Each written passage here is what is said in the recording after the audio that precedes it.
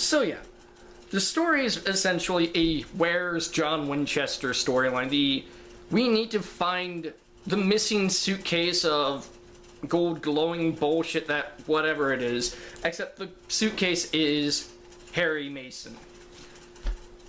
And then there's just, they throw so much random shit in it. At one point in the movie, Heather runs into Dahlia Gillespie, from the first Silent Hill, who essentially just tells her, by the way, it's about to get bad outside, you might want to go in.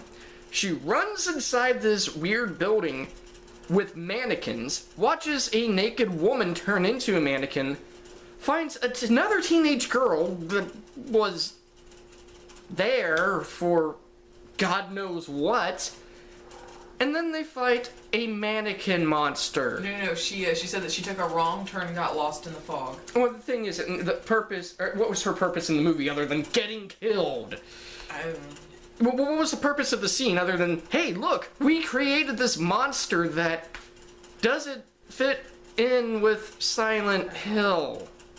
It had no purpose other than, hey, look, we made a mannequin monster. Essentially, it was a mutant version of Scarlet from Silent Hill Homecoming. And she escapes, and then nothing's ever brought up about it until the end credits, where it has the nurses fighting it. It's this epic showdown between the nurses and the mannequin spidery thing. And don't forget the Cenobite. Oh, yeah. The final monster in it Carrie Ann Hellraiser. Carrie Ann Moss turns into something that looks like a Cenobite from Hellraiser, except she has blades on her arms. Now, I know the monster they're going for from Silent Hill 3, it's the thing that does kill Harry in the game, wasn't remotely close. It wasn't. It wasn't even the final boss from 3, the thing that just looks like a woman with a giant head that's crawling around like this. No, it was... And she fights Pyramid Head. Fucking Pyramid Head. They took Voltiel, made it the bad guy, and made Pyramid Head Heather's guardian. Yeah, the guardian of Alessa. Pretty much her pit bull. Which makes no fucking sense at all. It's like if you had this movie like Freddy Krueger killing people in one movie, and then the sequel Freddy Krueger is protecting someone. It worked for Terminator, but that's different. Programmed. Yeah, it was programmed. Machined. Freddy Krueger can't be programmed. Why is Pyramid Head like, I'm going to kill people in one movie, and then the next movie, oh, by the way, not her, I'm protecting her because I love her. She's like my daughter. Even though she's my mama. That's kind of what it was. The whole fight, I'm watching this going, can I just watch Freddy versus Jason? It's the same damn thing. It's the same thing. It did belong in Silent Hill. It looked like all they did was like, let's take the names of the characters, put them in this movie, but we're not going to keep them the way they are. Now, I mentioned before how Leonard is a person in this. He does turn into a monster that looks like Rick from Splatterhouse.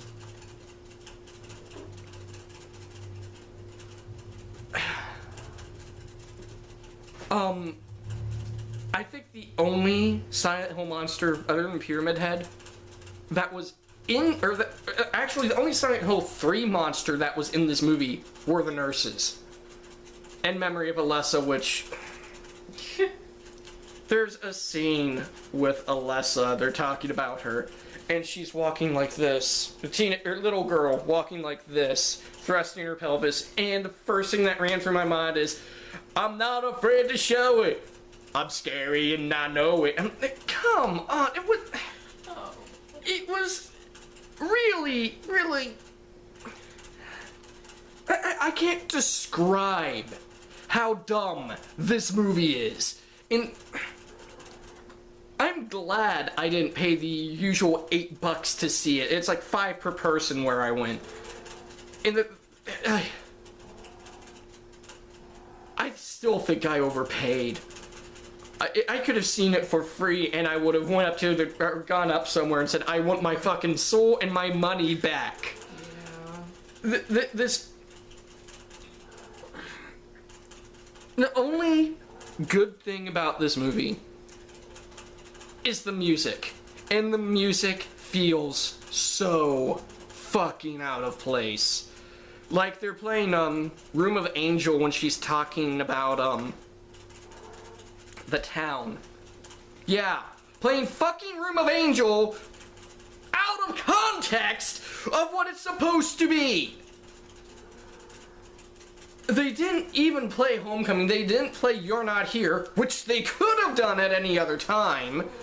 Hell, You're Not Here would have fit in perfectly with this movie. Just in reference to, you know, competent story writing or plot.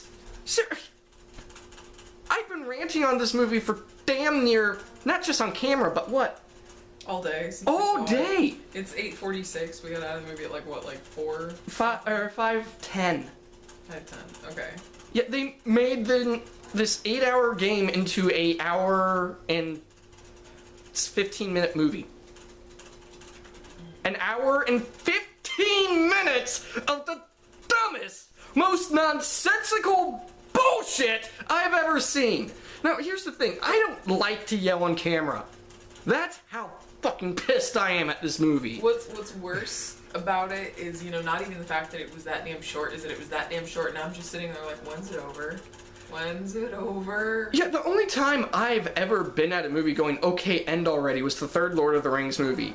And that's because that movie seemed like it had 5 different endings. This one just doesn't shut up. And it really needs to. It's like watching a presidential debate and both candidates are going, mudslinging, mudslinging, mudslinging, mudslinging.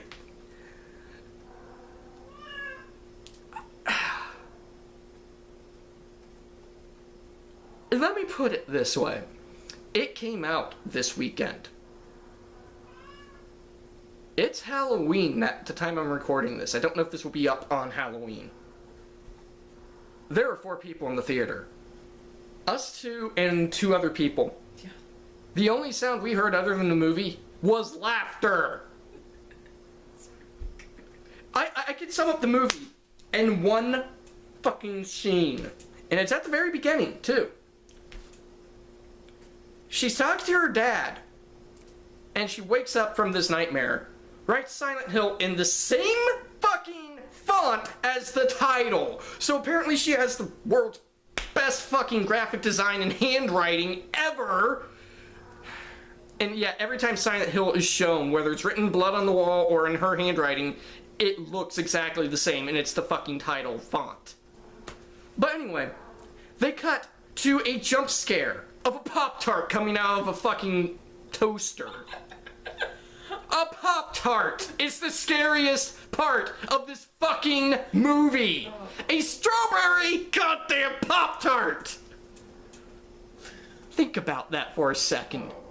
Honestly, I thought her whole dream too. It's like she woke up from one dream, and then her dad got killed, and then she really woke up. So it was like fucking Inception for half a minute before the movie actually started. I'm surprised there wasn't an end of credit scene where she woke up just to fucking take out their dick and piss on you at the end.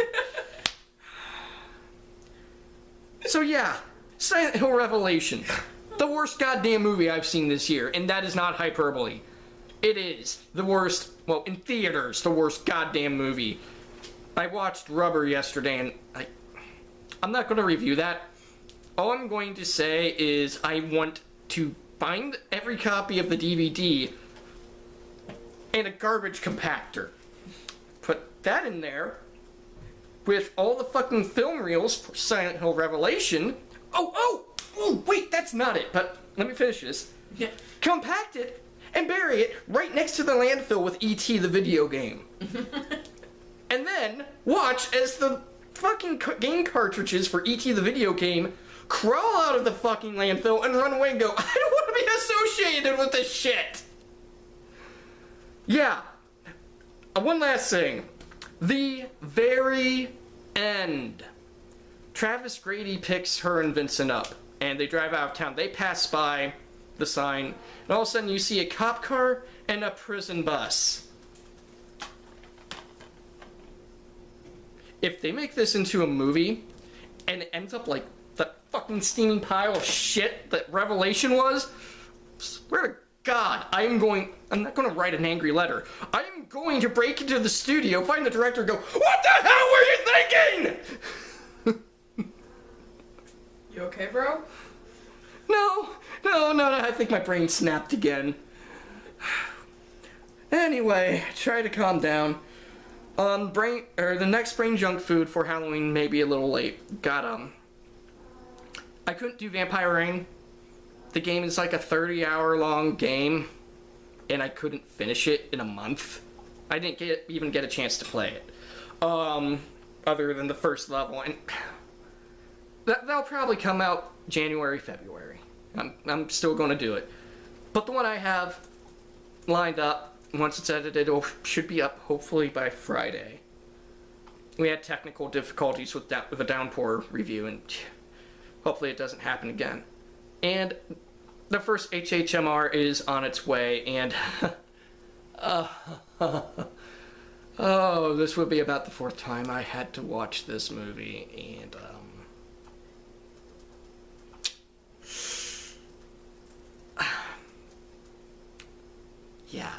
yeah.